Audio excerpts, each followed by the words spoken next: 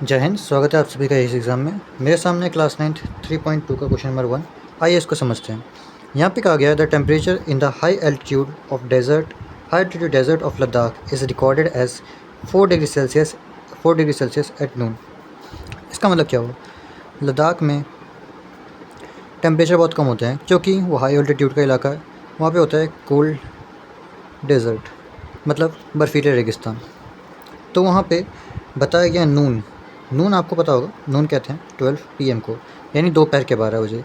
दोपहर के 12 बजे वहाँ पे तापमान रिकॉर्ड किया गया है, वो है 4 डिग्री सेल्सियस। उन्होंने कहा ऐसे ऐसे कर करके जब रात को हो जाते हैं मिडनाइट यानी रात के 12 बजे, हम कहते हैं इसको 12 AM।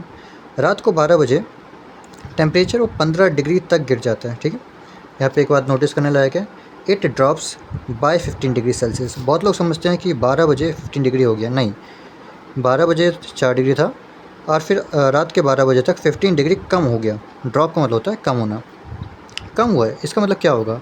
माइनस या फिर प्लस? Of course minus. तो हमें बताना है कि इतने बजे टेम्परेचर कितना होगा। सो आंसर शुरू करते हैं। यहाँ पे शुरू करता हूँ। इनिशियल टेम्परेचर, शुरू में टेम्परेचर क्या था? शुरू में टेम्परेचर था 4 डिग्री सेल्सियस। उसके बाद मिडनाइट को टेम्परेचर क्या हो गया? ओह सॉरी, टेम्परेचर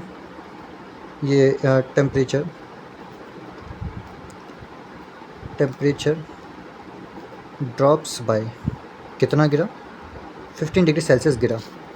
तो हमें बताना है मिडनाइट का टेम्परेचर। हमें बताना है मिडनाइट का टेम्परेचर।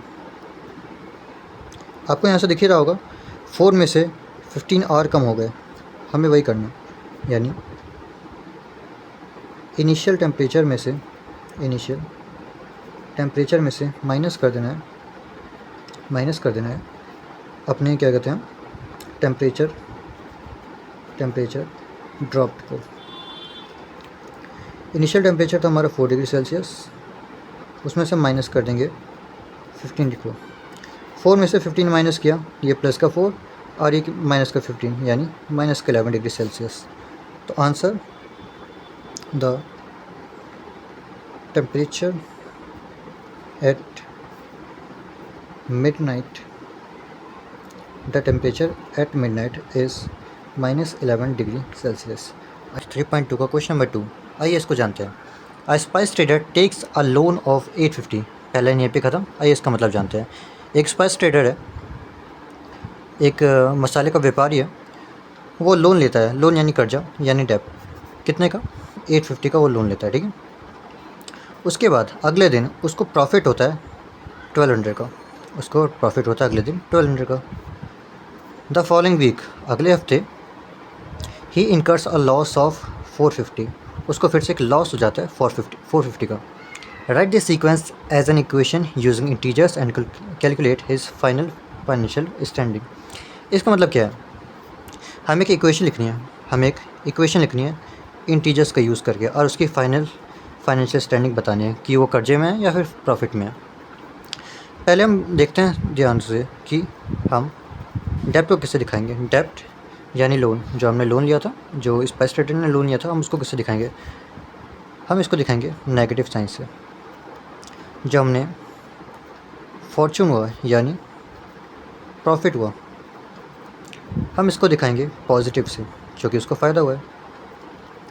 और जो इसको अगले हफ्ते लॉस हुआ है, लॉस को भी हम किससे दिखाएंगे?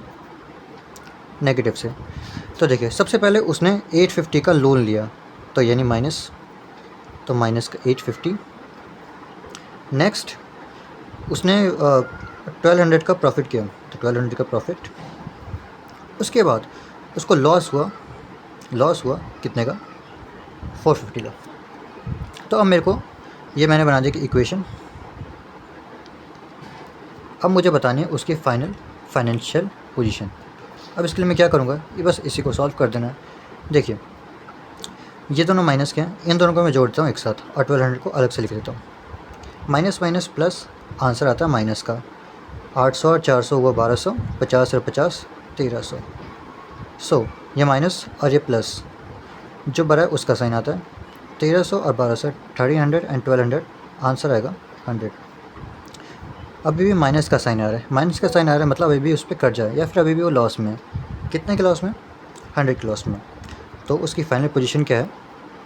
The spice trader is in a डेप्ट of ₹100। Class 9th 3.2 question number 3। आइए इसको जानते हैं। इसमें कहा है calculate the following using Brahmagupta laws. Brahmagupta के लॉस के हिसाब से हमें इन सबको सॉल्व करना है। जिसमें पहला क्वेश्चन है -12 मल्टीप्लाइड बाई 5। -12 एक नेगेटिव नंबर है और 5 एक पॉजिटिव नंबर है। नेगेटिव की मल्टीप्लाई जब पॉजिटिव से होती है तो हमेशा एक नेगेटिव नंबर आता है। या फिर मैं यूँ कहूँ कि अगर एक में माइनस है एक में नहीं है तो आंसर हमेशा माइनस का आएगा। यानी 12 5 60 और आंसर क्या आएगा? माइनस का 60। अगर इन दोनों में माइनस होता तो माइनस से माइनस कट जाता और आंसर आता प्लस का 60। अगला देखिए, -8 मल्टीप्लाई -7, एक नेगेटिव दूसरा भी नेगेटिव से मल्टीप्लाई हो तो आंसर आएगा पॉजिटिव। या फिर इसका माइनस इससे कट जाएगा, 8 7 जा 56, आंसर आएगा पॉजिटिव का। अगला देखिए, 0 -14, इस बार मल्टीप्लाई नहीं है, ठीक है। मैं माइनस को ही माइनस कर रहा हूँ, यानी मैं कोई ऐसे नेगेटिव नंबर को ही रेस कर रहा हूँ। या फिर मैं यूँ कहूँ, मान लीजिए मैं अमीर हो रहा हूँ, या फिर मैं यूँ कहूँ कि मैं अपना कर्जा हटा रहा हूँ। क्या दोनों चीज़ों से मैं अपने एसेट और लायबिलिटी यानी अपनी संपत्ति और अपने कर्जे को निपटा नहीं रहा? हाँ, मैं बैलेंस कर रहा हूँ उसको, यानी माइनस माइनस प्लस। तो आंसर आएगा इसका प्लस का 14। नेक्स्ट देखिए, -20 डिवाइडेड बाई 4। -20 डिवाइडेड 4, अगर यहाँ पे 2 माइनस होते तो माइनस से माइनस कट जाता, लेकिन क्योंकि एक ही माइनस है इसलिए माइनस का आंसर आएगा। So that is -5। यही था आपका क्वेश्चन नंबर 3। अगर आपको समझ आया हो तो आप कमेंट्स में बता सकते हैं, नहीं भी समझ आया तो भी कमेंट्स में डाउट पूछिए। जय हिंद।